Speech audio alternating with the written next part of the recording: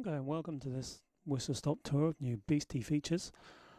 First up, we've got the new user interface. We've got proper menus and status bars and things. Big improvement on the very engineering look we had before. So you can see I'm connected to my MicroBeast on the B drive. Got the standard modern view. Let's switch back to the old CRT view because I want to show you the new phosphors that we added. So we've got lovely American naval red. Apparently this was popular with the people who worked on submarines, so they didn't kill their night vision, if you believe that. And we've also got a lovely PDP derived blue phosphor P7, which is pretty gorgeous. That's my favorite. And every time I do a BeasTTY release, I add a bunch more fonts. Palm Pilot, Striker, Patrol, Orbiter and Chit are the new ones. I kind of like this NASA looking font, so this is the look I'll be going with. What else can I tell you about? So strip control codes from logs is a new option to do with saving session logs from BeasTTY. So previously the old behavior, we don't strip the control codes and you save a bin file. So these have got non-printing characters in, if there happen to be any, backspace and things of that nature, which a lot of text editors on the programs don't really like. It's difficult to format, so now we have the option to strip those out when we save them. You'll see that download session logs now just get a text extension, just plain text files with printable characters in. What else? Wrap long lines is the other one. It's going to require a bit more of an involved explanation, so let me fire up my favourite and fourth. So I'm going to define my own word. It's what fourth calls functions, I guess. I call it ant. What it's going to do is 20 times print out, not print out that, print out ant is skill. Sorry, excuse me, I'm having to type around the microphone, it's a bit awkward. Loop, semicolon. So if I run this guy, I should get 20 anti-skills, but I only get 1, 2, 3, 4, 5 and a bit, and this one's gone a bit funny. If I generated even more output, you get a better idea of what's going on. See this here? So it's like we get to the last column on the row and it just cycles and cycles and cycles in that last column, and that is authentic VT52 behavior. So BeasTTY's keeping it real, but obviously for something like words I want to see a list of all the words that AntForth supports, and I only get the first 10 or so, so that's why I did this. It makes it more useful. Now I get all of those words without having to mess about. One more thing I should point out is we have build information right up on the front of the screen. So if you ever have problems with BeasTTY, I will probably ask for this value here. And you also got the same information echoed in the about dialog, but with a build date as well.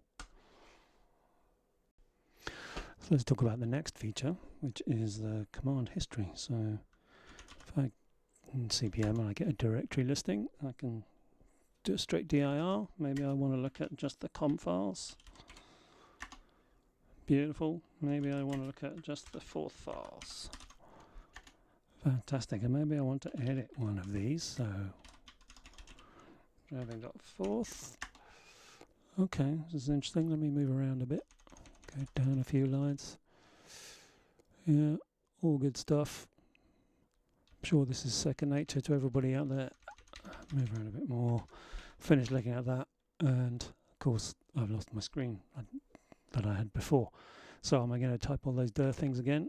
No, I am not. I'm just going to use the command history, pick a line and repeat it, so we'll get the com files again. And I can edit those too, so maybe I just want to look at the Microsoft Basic files, or maybe I just want to look at the BBC Basic files. You get the idea. Command history also works in applications, which can be bit of a mixed blessing, to be honest.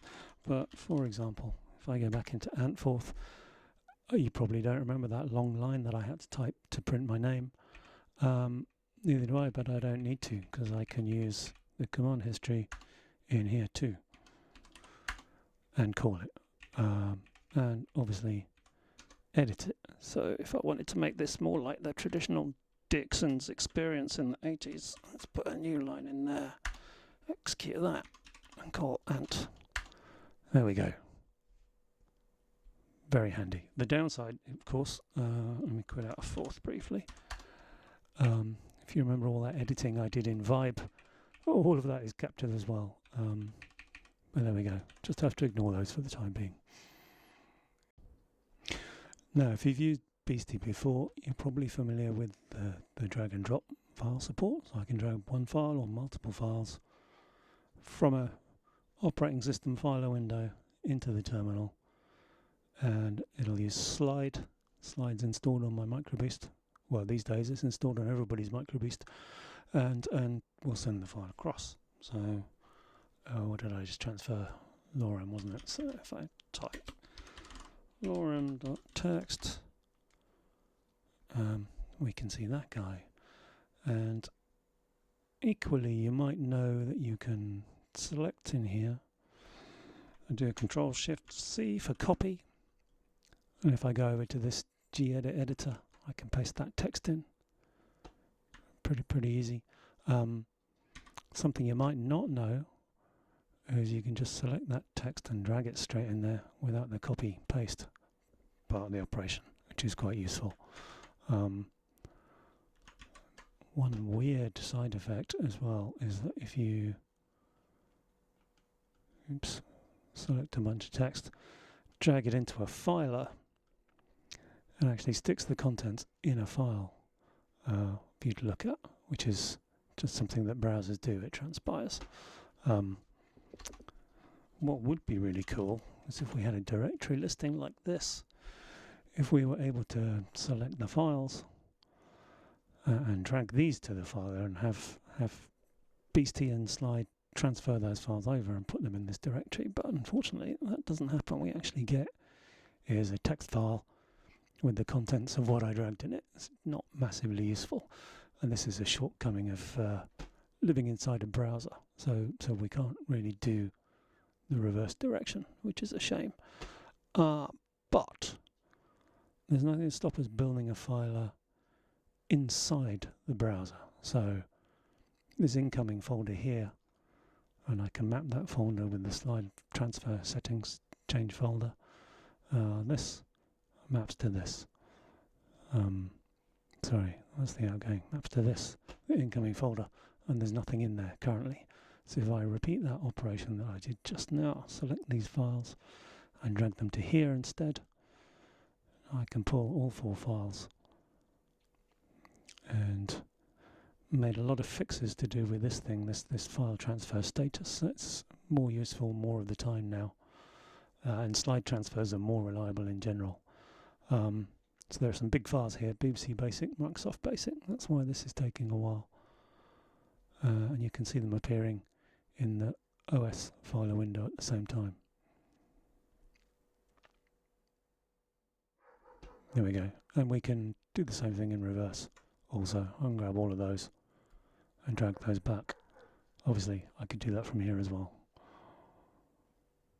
So just let these guys finish. There we go, all 4 files transferred. So when you're transferring files like this, Slide uses checksums to try and maintain the integrity of the data, and it's pretty good most of the time, but it isn't infallible. So it's useful to have another tool to be able to check that sort of stuff. So I have a tool called csum for checksum, which you can give a file name, and it'll print a CRC32 checksum of your file.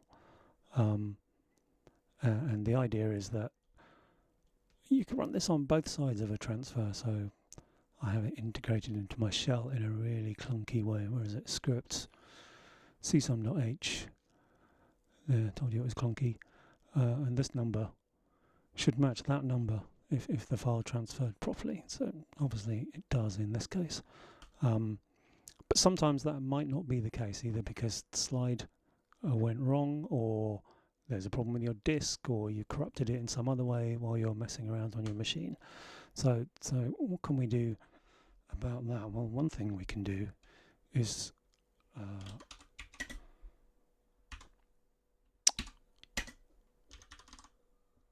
use the same command in verbose mode. So now what we're getting is an individual checksum for every block of the file, every 128 blocks, 128 bytes, sorry. We get a separate, this is a Fletcher 16 checksum, so it's a different algorithm.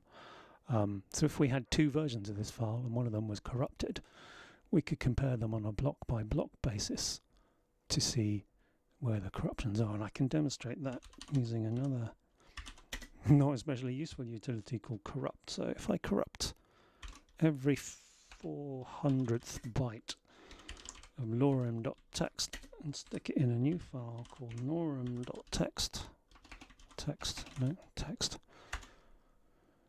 Okay, so now if we see some -v lorem.txt, we can compare those side by side.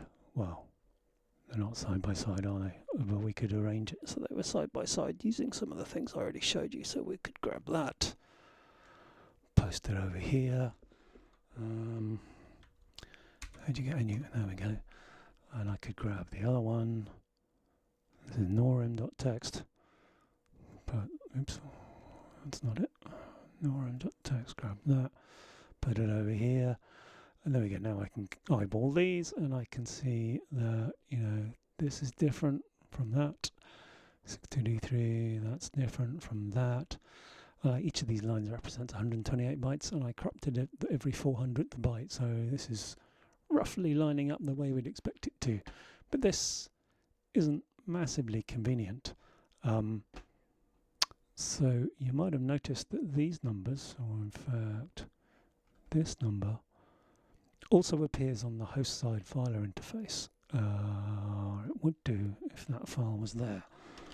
Hold on a second, let me get lorem.txt and drag him over.